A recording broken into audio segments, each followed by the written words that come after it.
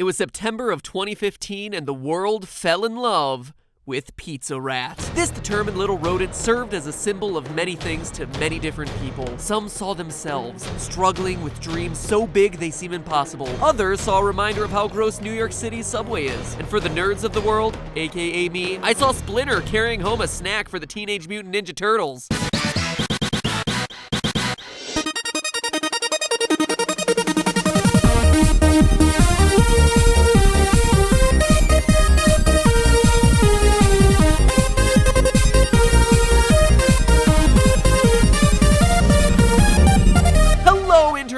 Welcome to Game. Haha, it's not game theory, it's film theory. That's the first time I've screwed it up. Hello, Internet. Welcome to Film Theory, the only show on the internet that can talk about mole people, radioactive isotopes, and kids' movies all in a single episode. Don't believe me? Challenge accepted. And so it goes. Another summer, another go-around with everyone's favorite radiation-infused superhero. No, the other one. No, the other one. Who's that? Okay, let me be more specific here. Everyone's favorite superhero who was doused with radioactive chemicals.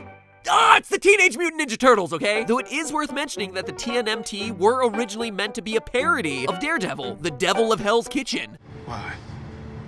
To protect the kitchen. I can totally see the resemblance there. Since the 1980s, this franchise has been cranking out comics, cartoons, live-action movies, action figures, and breakfast cereals, and nothing has been able to stop it, not even Megan Fox's acting. And yet, I have a confession, in all that time, I still can't figure out the proper occasions to use the word cowabunga. One day. This longevity is doubly impressive when you consider that the Teenage Mutant Ninja Turtles has to be one of the weirdest, most far-fetched concepts ever. I mean, really, sit there and think about it. 4 giant mutated turtles raised by a super intelligent rat in the sewers under New York City become pizza-loving, crime-fighting ninjutsu masters who befriend one of New York City's most noteworthy television reporters, who just so happens to be totally cool keeping the biggest news story ever a complete secret. Seriously, April O'Neil, where is your journalistic integrity? You've got like 8 Pulitzer Prize-winning stories here. Radioactive dumping, super mutants, animals that can talk, the existence of aliens, a ninja crime syndicate run by a cheese grater. Take your pick!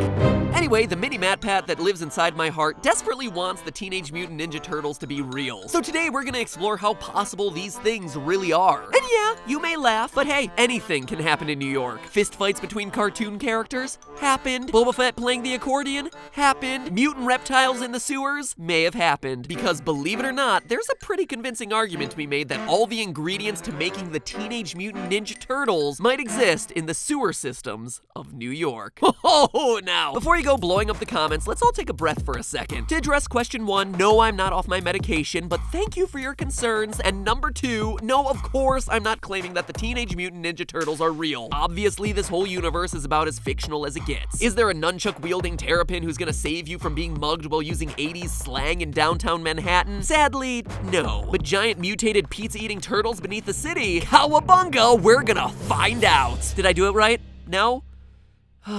One day.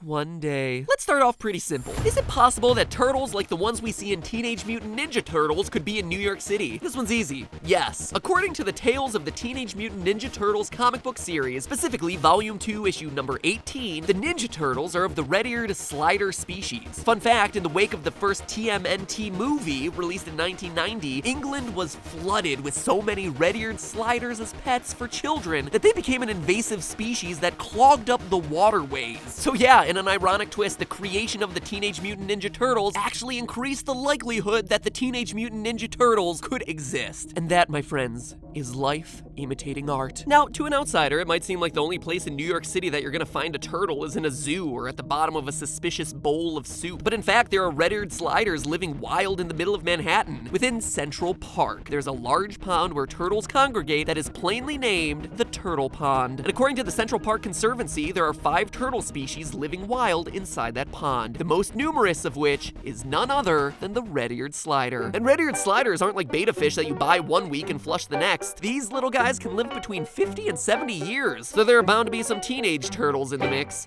check that one off the list. Okay, so big deal. The right kind of turtle is found in New York City. But can you find them in the sewer system? Again, it's an easy yes. The Associated Press reported in 1990 that turtles are commonly found in New York sewers, with some large ones up to 50 pounds in weight. Now, some of you might argue that in each of the live-action Teenage Mutant Ninja Turtles movies, we've seen the Turtles and Splinter living in fairly spacious underground dwellings, and that nothing like that would even be possible in the sewer system. But a closer look at the movies suggests that turtles might live somewhere else underground. In the first live-action Teenage Mutant Ninja Turtles movie, April O'Neil gets mugged by the Foot while she's waiting on a subway platform. Raphael fights them off, carrying a knocked-out April back to the turtles' hideout. But interestingly, he gets there by going down the subway tunnel. And while we see the turtles in what are clearly sewer and drainage pipes, there's nothing there to indicate that their home base is necessarily in the sewer. Instead, it would make more sense for them to be around an abandoned train tunnel. These tunnels are going to make much better living quarters, much less susceptible to flooding, and much less likely to reek of poop. And there's plenty of proof that people can survive in the abandoned train tunnels under New York. One of the best pieces of evidence would be the 2000 documentary Dark Days, which shows an entire underground community for the homeless in an abandoned train tunnel. It's sequestered, it's roomy, and it can even get electricity sometimes. And it's not like this is a unique thing either. There are literally dozens of unused underground tunnels and train stations sprinkled throughout New York City. Therefore, it's plausible that the Teenage Mutant Ninja Turtles could find a subterranean hideout that not only fits their needs, but keeps them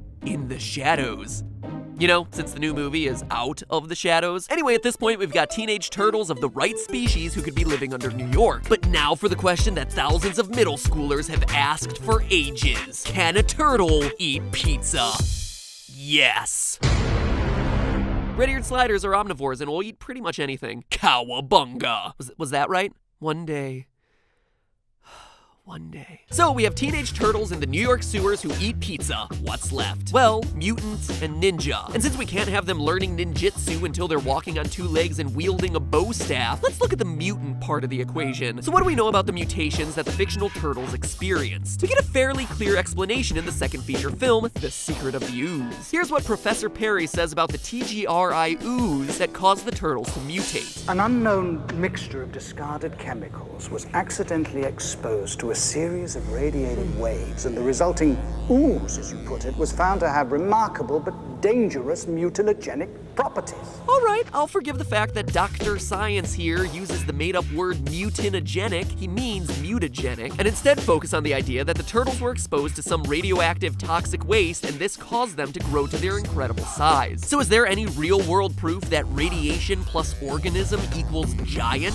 Indeed there is. In the years following the Fukushima nuclear disaster in Japan in 2011, there have been numerous reports of very strange wildlife in the waters off the coast. For example, here's a picture of a regular wolffish, and now compare it to the picture of this giant mutated wolffish caught off the coast in 2015. Ah, kill it! Kill it with fire! Burn, you demon spawn! But seriously, I would eat that in a sushi restaurant any day. Now, some might claim that it's hard to prove that this nightmarish wolffish was definitely a product of mutation caused by radioactive material, but when you consider the fact that the waters near Fukushima feature radiation counts over 2,500 times the legal limit, it's a pretty likely culprit, especially considering how out of proportion parts of its body are. But still, it's not like there's some source of nuclear radiation leaking into New York City's sewer system, right? I mean, who would be dumb enough to place a nuclear power plant just a few miles away from the most densely populated city in America? The 1970s. That's who. Indian Point Energy Center is a large 3-unit nuclear power plant that was built about 36 miles away from Midtown Manhattan and opened its doors in 1974. While there haven't been any major disasters at Indian Point in its 40-year history, in early 2016, this year, it was reported that radioactive material from Indian Point was leaking into the groundwater at a greatly accelerated rate. How much more radiation than normal, you ask? 80% across the board. And one well in particular showed a 65,000% increase. And the most prominent contaminant was tritium, a radioactive isotope that's known to cause mutation. So much for green energy, unless you like your energy green because it's glowing from radioactivity. Am I right? Badoom-ching. So how much would this affect New York City? Indian Point is located upstream of Gotham, right on the banks of the Hudson River. The same Hudson River that flows to the west of the Bronx and Manhattan. Looks like the bodies of mafia informants aren't the only thing polluting the Hudson these days. But doomching again. If those elevated levels of radiation somehow are able to make their way down to the Hudson River and into New York City's water table, that waste could end up anywhere, including in the sewers beneath Manhattan for a few red-eared sliders fresh out of Central Park. Still, I know this all sounds ridiculous. I mean, sure, the Indian Point Energy Center opened up in the mid-1970s, which is exactly the right time since the first live-action movie was released in 1990, and in it Splinter says that the turtles are 15 years old. Weird, but that doesn't mean anything. I mean, if the Teenage Mutant Ninja Turtles were really real, we'd expect to see a sharp drop-off in violent crime in New York City starting around 1990, and what? What's that? That's exactly what's happened? Cowabunga. But hey, that's just a theory. A film theory. And cut. Welcome back to the Super Amazing Card Tournament, where, wow, we have not done one of these in a while. It's good to be back. So today's question's a really simple one. Which turtle is your favorite? Leonardo, Donatello, Michelangelo, or Raphael? Seriously, do people really like Raphael? Leonardo and Donatello all the way. Leonardo because he has two cool swords. Donatello because his color's purple. Hey, no shame in a guy liking the color purple. Click on one to cast your vote and find out next week which turtle happens to be the film theorist viewership favorite. Heroes in a Half Shell, Turtle Power. Next week, a different take on some undersea action.